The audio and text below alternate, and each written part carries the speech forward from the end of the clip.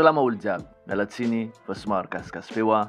Androantsika dia mitodika sy mijanona any Marseille. Épisode 9.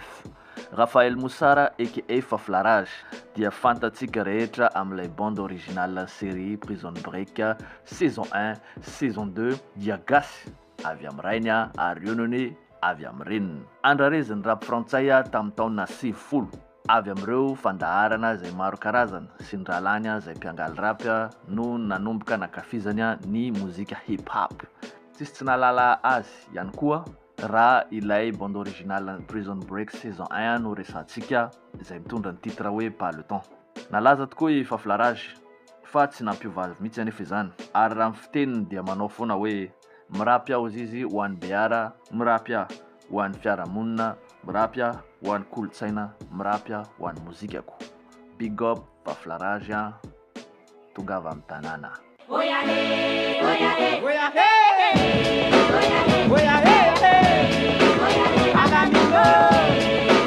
Épisode 10. Shuriken.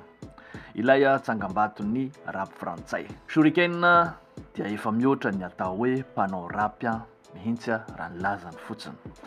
I Geoffroy Moussara dia manana firazanana gasy avy amin'ny rainy ary ionany avy amin'ny reniny tahaka n'ilay rahalany Faflarage. Raha miresaka mozika rap frantsay dia tsy afaka miala amin'izany groupe antsoina hoe IAM zany isika. Ao anatin'io groupe IAM io ary anisan'ny mpamorona azy raha i Shuriken manokana.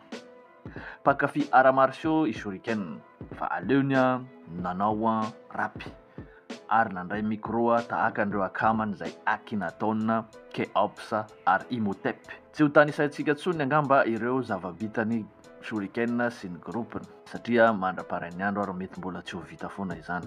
Raha hoan'ny izay efa zokonjokony tahaka anay dia mpankafy boom bap, Shuriken dia anisan'ireo kintana izay atsotsika hoe fierté anay mihitsy ary. Ity hira ity moa zany dia anisany nanamarika ana ka tsy mampaninona na tratran'ny droit d'auteur fa tsy maintsy alefako ny extrait an'izy ity. Toujours vif, comme au premier jour de cours, où tour à tour les mecs te matent, claquent pas des genoux, t'es viré de la cour, tenir. Sotratsika rehetra nanaraka ny kolotsainangita tago ambony maika. Big up ho an'ny rehetrarehetra.